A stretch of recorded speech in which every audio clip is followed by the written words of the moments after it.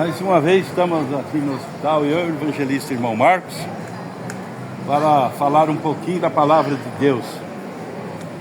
Eu quero ler aqui em Romanos, capítulo 8,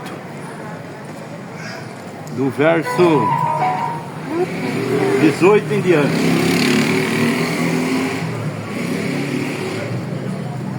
As primícias do Espírito. Esperança, intercessão e eleição.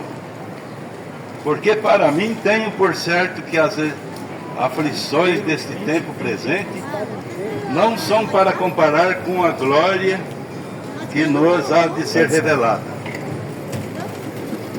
Porque a ardente expectação da criatura espera a manifestação dos filhos de Deus. Porque a criação ficou sujeita à vaidade, não por sua vontade, mas por causa do que a sujeitou, na esperança de que também a mesma criatura será libertada da servidão, da corrupção para a liberdade da glória dos filhos de Deus. Porque sabemos que toda a criação geme e está juntamente com dores de parto até agora. E não só ela, mas nós mesmos que temos as primícias do Espírito, também gememos em nós mesmos, esperando a adoção, a saber, a redenção de nosso corpo. Porque em esperança somos salvos. Ora, a esperança que se vê não é a esperança, porque o que alguém vê, como o espera? Mas se esperamos o que não vemos, com paciência esperamos. E da mesma maneira também o Espírito ajuda nossas fraquezas, porque não sabemos o que havemos de pedir como convém. Mas o mesmo Espírito intercede por nós com gemido inexprimível. E aquele que examina o coração sabe qual é a intenção do Espírito. E é Ele que, segundo Deus, intercede pelos santos. E sabemos que todas as coisas contribuem para o bem daqueles que amam a Deus, daqueles que são chamados. Até aqui só. Então nessa escritura nós vemos aqui que nós não sabemos muitas vezes o que pedimos para Deus. Mas aquele que tem o Espírito Santo, ele tem a intercessão do Espírito. Agora aquele que não tem o Espírito Santo, ele não tem esse gemido em sua vida. Porque lhe falta aquele guia que trabalha dentro do coração do homem. E não basta você ser um religioso. Isso não dá direito de você receber o Espírito Santo. O que dá direito de uma pessoa receber esse Espírito é ele viver a palavra. Porque nós somos gerados pela palavra de Deus. É ela que gera uma fé genuína nos corações do pecador, da pecadora. E muitos podem dizer: eu não sou pecador, eu não faço isso, eu não faço aquilo. Só de você achar que você não é pecador, você já está pecando. Porque a Bíblia diz que todos pecaram e destituídos estavam da glória de Deus. Todos nós precisamos dessa intercessão do Senhor Jesus Cristo na nossa vida. Porque sem essa intercessão dele, nós não vamos a lugar nenhum. O homem pode abrir essa Bíblia e ler essas letras. Mas se o Espírito não vivificar essa letra, ele simplesmente lê uma letra. Ele não tem o conhecimento do que está entre linhas naquela letra. E o Espírito Santo, ele que traz a revelação para o homem, para a mulher. Vou ler uma passagem aqui, ó. Ignorar não te deixa excluso de ser julgado. Por isso que nós não devemos ignorar a palavra de Deus. Porque ela é o nosso absoluto, ela é a nossa segurança, é o nosso amparo. O Senhor Jesus Cristo veio morrer na terra, não foi à toa não. se não precisasse de aceitar esse sacrifício de Jesus, ele não teria vindo morrer na cruz do Calvário. Do mesmo jeito que Eva pecou e todos caíram, um justo que veio e morreu por todos, todos têm essa bênção para receber. Só que ele precisa aceitar. Se ele não aceita da maneira escriturística, ele está rejeitando o próprio Cristo que morreu por ele. E às vezes muitas pessoas creem em Deus, mas creem só no intelecto. Mas aqui embaixo ele não crê. Ele acha que ter uma boa religião está bom, e não é assim. Religião tem muitas. E Jesus Cristo, ele sempre veio assim de igreja em igreja. Ele veio dando um passo. E aquele que se organiza dentro de um sistema e para ali, quando Deus envia algo, ele restaura alguma coisa, aquele povo não recebe. Porque ele fica parado dentro daquelas quatro paredes. E Deus, ele não para. De Jesus para cá, Deus dividiu a igreja em 7 eras da igreja. A era de Éfeso, de Esmirna, de Pérgamo, de Tiatira, de Sardes, de Filadélfia e Laodiceia, que é a última que nós estamos. E durante essas eras, Deus enviou 7 mensageiros. O primeiro mensageiro foi o apóstolo São Paulo, que praticamente escreveu quase que o Novo Testamento. Depois Deus levantou Irineu, depois levantou Martinho, depois Columba, depois Martinho Lutero, depois João Wesley. Ele instalou os dons, e agora a era de Laodiceia. Então, durante esses tempos, cada vez Deus revelava algo no povo.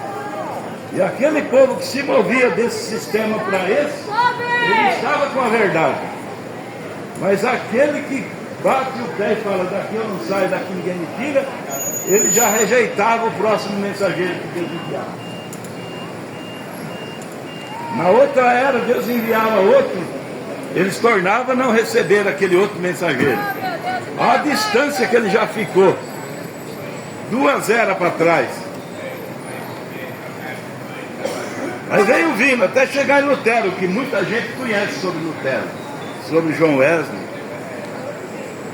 Quando chegou em Lutero, Lutero pregou: o justo viverá da fé. Aquele povo das outras eras tinha que se mover para a igreja de Lutero, senão ele ficaria para trás. Aí passa um tempo, aquele mensageiro morre, o povo se organiza outra vez. Aí Deus levantou João Wesley com outra mensagem: sem a santificação ninguém verá o Senhor. A mensagem de João Wesley. O povo ficou trancado aí sendo um luterano em vez de ser um wesleyano. Está vendo os passos que Deus vai dando e a igreja tem que se mover? Mas quando você se tranca em 4 paredes e não aceita nada mais do que aquela igreja fala para você, você rejeita a palavra de Deus. Aquilo que Deus restaurou e enviou para a igreja. Aí ele pregou a santificação. Sem a santificação ninguém verá o Senhor, a Bíblia diz. Aqueles luteranos verdadeiros, quando ouviu essa mensagem de João Wesley, eles se moveram para outra igreja. Não ficou batendo a perna, daqui eu não saio, daqui ninguém me tira. Eles viram a verdade e se moveram. Mas Deus parou? Não. Logo já vem os pentecostais com a restauração dos dons. Aí esses luteranos, wesleyanos, teria que ser crente nesses dons, porque Deus estava restaurando. Mas muito ficou lá não crendo nos dons. Aí eu faço uma pergunta para você: vocês acham que ele estava com Deus, esse que parou ali? Eles estavam quando era só aquilo que Deus exigia. Mas quando Deus enviou mais, já 2 mensagens para frente, e eles ficaram ali parados, eles já perderam. Seu foco já estava errado. Aí eu te pergunto, e agora nessa era que nós estamos, não é mais na restauração dos dons. Agora nós estamos na última era de Laodiceia, que quer dizer direito da mulher, direito dos povos. E é o que nós vemos nesses dias, as coisas acontecendo. Quando se trata de mulher, é a igreja. Cristo é o marido e a mulher é a igreja. A igreja quer mandar em Cristo, ao invés de Cristo mandar nela. Aí é onde a palavra de Deus diz que o batismo em nome de Jesus Cristo, eles falam que é nos títulos. Aonde a Bíblia diz que Deus é um, eles falam que é três. São três manifestações de Deus, mas não três deuses. Era Deus sobre nós, quando Jesus veio em forma humana, era Deus conosco. Depois quando ele falou, eu vou e volto, estarei em vós, é Deus em você. É o mesmo Deus se manifestando de maneira diferente. Ele, sendo Deus Espírito, não poderia morrer na cruz do Calvário. Precisou se fazer homem. Aqui nós vemos, ó, o primeiro homem a se converter pela palavra foi Jesus Cristo. Ele foi formado no ventre de Eva, de Maria, no ventre de Maria, através da palavra falada. Deus falou a palavra e ele foi gerado no ventre de Maria. Ele foi o primeiro homem comum a nascer da palavra. E nós, como filhos de Deus, nós nascemos dessa palavra. A igreja de Cristo tem que nascer pela palavra também. Por isso que a Bíblia fala, minhas palavras são espírito e vida. Aquele que não nascer de novo não tem parte comigo, a Bíblia fala. Como que é que uma pessoa nasce? Ele crê em toda a palavra de Deus. Isso dá o direito ao nascimento. Agora, se ele ler uma parte e falar, essa parte eu creio, essa outra não. Então ele não nasceu de novo, porque o novo nascimento dá direito ao Espírito Santo. E quando essa pessoa nasce e ele recebe o Espírito Santo, essa pessoa não discute com Deus. Porque aquilo que Deus escreveu através do Espírito Santo, através dos homens, se o Espírito Santo está nele, ele não vai discutir com aquela escritura. Porque é o mesmo Espírito que escreveu que está nele.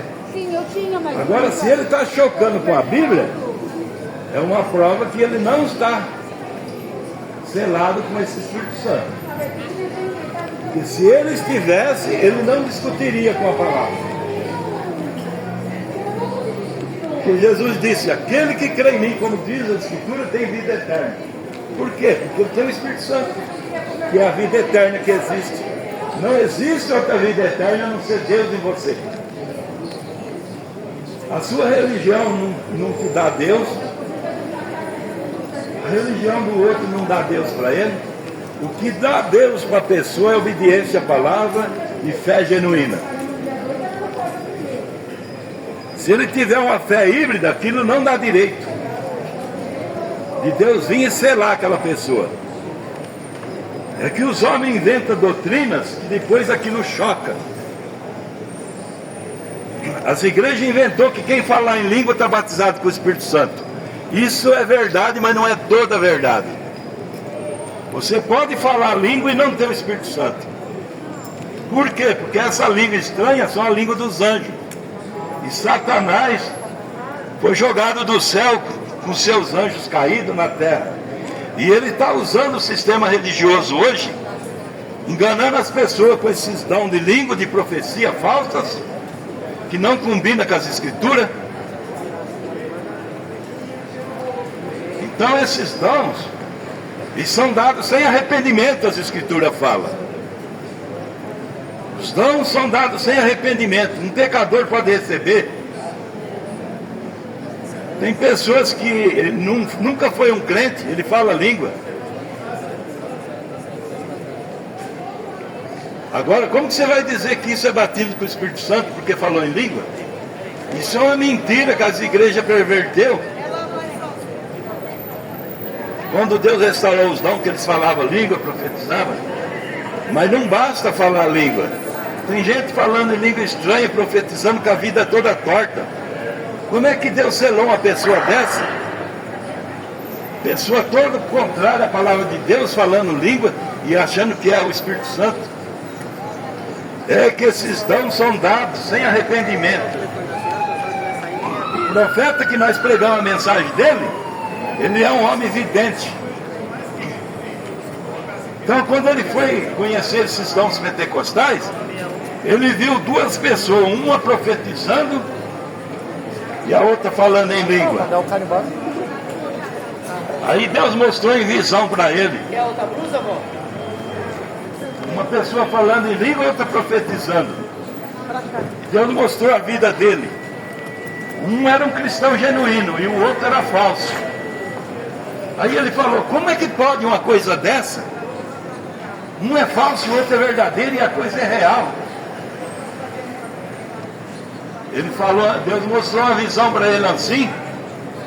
O homem que estava lá falando em línguas e dando a profecia, ele tinha duas mulheres, a vida toda desordenada, e estava sendo usado nos dons. É que os dons são dados sem arrependimento. O falso tem dom, o verdadeiro tem dom. Agora o que vale é se aquilo está vindo de Deus ou não. Então o profeta não ficou encabulado com aquilo. Como é que pode? Um é falso, o outro é verdadeiro e o dom é original.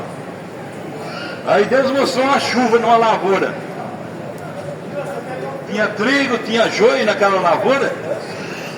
A chuva não caiu só na roça do trigo. Ela caiu no meio do trigo, no meio do joio. Aqueles arrozal com cacho assim, ó. Aquele trigo.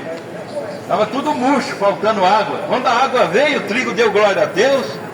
O joio também deu glória a Deus. Então é isso. A gente não pode ficar firmado em dons.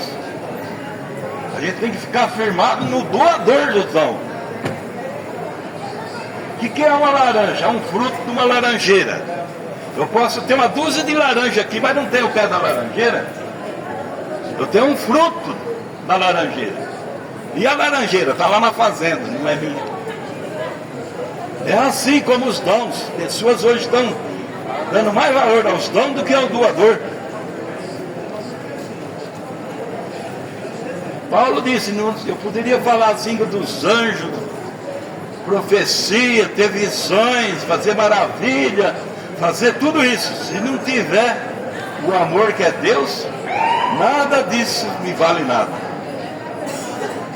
E hoje nós vemos, o povo, em vez de seguir a Cristo, estão seguindo os dons. Uma profetisa, vem lá, eu quero profetizar isso. Não é assim que funciona, não. Quero profetizar na sua vida. Tal dia assim, você vai ganhar não sei quanto. Deus mandou dizer. Deus mandou dizer isso para você. Isso é falso, isso é barriga cheia. Vontade de profetizar sem ser profeta. Agora um profeta, ele é um vidente.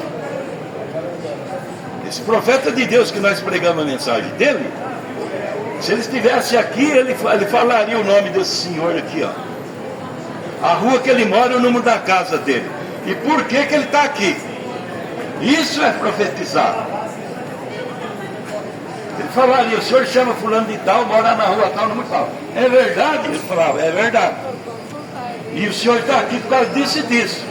Se não fosse por ele, ele falava, é pelo seu filho ou pelo seu parente. E ele tem isso, isso e isso.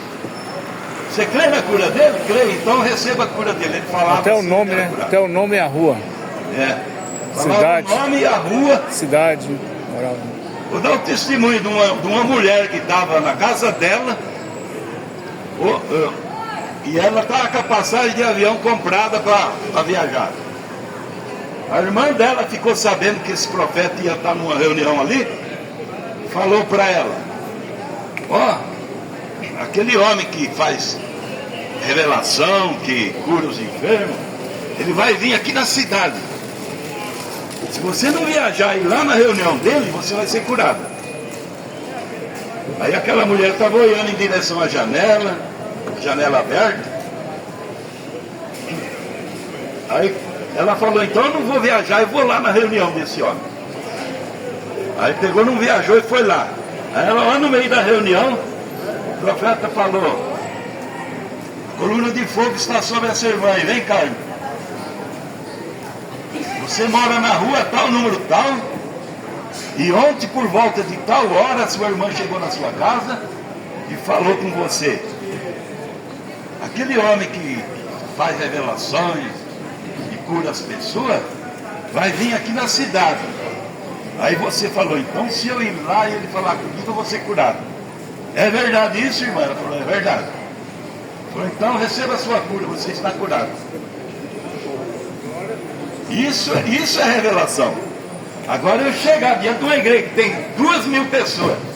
Ei, Deus me revela aqui que tem 10 pessoas com dor de estômago. Que é isso? Vai aparecer. Isso aí eu catar um pau aqui, tacar no meio de 2.000 coelhos, eu acerto 10. É verdade. Deus me revela aqui que tem 10 com dor de cabeça. Que é isso? Isso é safadeza. Isso é safadeza, enganação. Deus, quando Ele revela, Ele revela. Jesus, quando chegou diante da mulher do poço, falou, mulher, busque seu marido. Eu não tenho marido. Se essa é verdade, que tem é tanto que não é seu marido. É sim. O que é isso? Revelação. Deus mostrava a cena. Zaqueu, desce daí, que hoje eu vou contar na sua casa.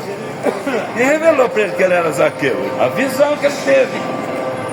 Então o profeta, ele trabalha baseado em visão, não em barriga cheia.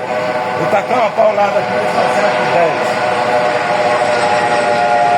Vou falar, Deus me revela que aqui tem 10 doentes. É lógico que eu vou acertar aqui um hospital. Vai ter muito mais. Isso é safadeza de homens que quer ganhar dinheiro e fica enrolando o povo. Mas Deus, no meio dessa confusão todinha, Ele prometeu Elias do entardecer, que é esse profeta que nós pregamos a mensagem dele. A Bíblia fala, antes que venha o grande e terrível dia do Senhor, eis que eu vos envio o profeta Elias e ele restaurará todas as coisas. Não a metade, um pouquinho. Todas as coisas que o sistema religioso perverteu, desde lá do concílio de Nicéia veio vindo. Através dos mensageiros que vieram. Porque Deus não exigia a restauração antes, Ele exige agora. E ali em Apocalipse nós vemos na era de Éfeso, Esmirna, Perge, Tiatira, Sardes e Laodiceia, que Deus, Ele estava na era de Éfeso, Esmirna. Na era de Laodiceia Ele saiu da igreja. A Bíblia está falando nessa era, sai dela, filho meu, para não ser participante de suas doutrinas, suas práticas. Como é que o homem bota Deus para fora da igreja? Tirando a palavra de Deus e como um dogma. Ah, você falou em língua, está batizado com o Espírito Santo. A Bíblia nunca falou isso. A Bíblia fala que o dom de língua é o menor dos 9. O batismo com o Espírito Santo é a maior coisa. É Deus em você. É como aquilo que eu falei, você pode ter a laranja e não ter o que é da laranja. Você pode ter o dom e não ter o do amor. Vai se contentar com o dom? Os dons são dados até para os rebeldes.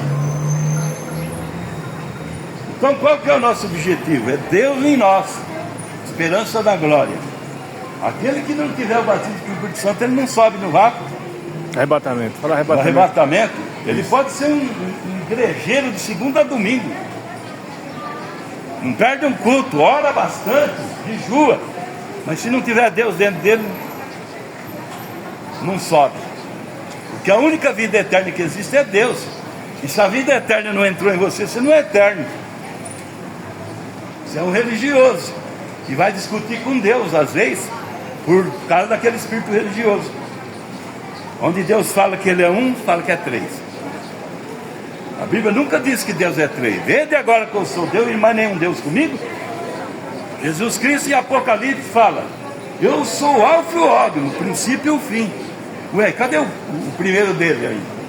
Não tem. cadê o último dele? Não tem também. É que o homem não entende Deus. Deus, ele é espírito. Como que ele ia morrer na cruz do Calvário em forma de espírito se ele é eterno e não tem princípio nem fim? Ninguém mata Deus, não vê ele. Então ele se criou humano, ele se fez humano, Deus. Ele não fez um corpo para outra pessoa, para ele. Deus veio morar na terra. Jesus é Deus conosco. Aí você poderia palpar Deus, tocar nele, comer junto com ele. Quando não tivesse pão, você falava com ele, ele prosperava. Ele criava pão de 3 peixinhos, 5 pães. Quem é que pode criar? Pegar 3 peixes e 5 pães e criar para alimentar 2.000 pessoas. Só Deus. Homem nenhum faz isso. Quem pode chegar aí no túmulo do Lázaro podre e falar: Lázaro, sai para fora? Deus. Mar, cala-te. Vento. Deus que criou a natureza fala com ela. Aí eu digo para você, e algum homem na terra pode fazer isso? Se ele tiver em Cristo, pode. Mas se ele não tiver, não pode. Esse profeta que nós pregamos a mensagem dele, ele parou a natureza, igual Elias fez. Ele estava numa mata, morrendo no gelo. Deus falou com ele: volta para onde você saiu. Ele voltou. Mas Deus mandar eu para o lugar onde eu vou morrer? Ele voltou. Quando ele voltou, que ele estava quase morrendo, Deus falou com ele: fala a palavra. Ele falou: nevasca, vá para o seu lugar e você só brilhe por 3 dias. Sabe o que estava dando no rádio? Ia levar não sei quantos dias, não sei quantos, ia ficar sem sair sol. Ele falou a palavra, o sol veio e a neve derreteu. E ele não morreu. Mas só que ele pregou essa mensagem, ele falou: era um homem ungido, agora é um povo ungido. Aquele que crê nisso que esse profeta ensinou, porque Deus, ele nunca trabalha de outra maneira. Sempre Deus trabalhou através de um profeta. A Bíblia fala: certamente Jeová não fará coisa alguma sem antes revelar os teus segredos aos teus servos profetas. Amós 3,7. Amós 3,7, essa escritura. Então esse Elias, o senhor pode estranhar, mas que Elias agora nessa época? Agora, Elias veio em Elias. Quando Elias subiu na carruagem, ele desceu o espírito de Elias sobre Eliseu, segunda vez. Depois ele veio João Batista, percursar a primeira vinda de Cristo, terceira vez. Depois agora a Bíblia promete que ele viria restaurar todas as coisas, porque o sistema perverteu tudo. Então Deus viria restaurar para tirar o povo do sistema e pôr na palavra. Não é abrir mais uma igreja, fazer mais uma, não. Tirar do erro e pôr na palavra, para que eu não venha filho da terra com maldição.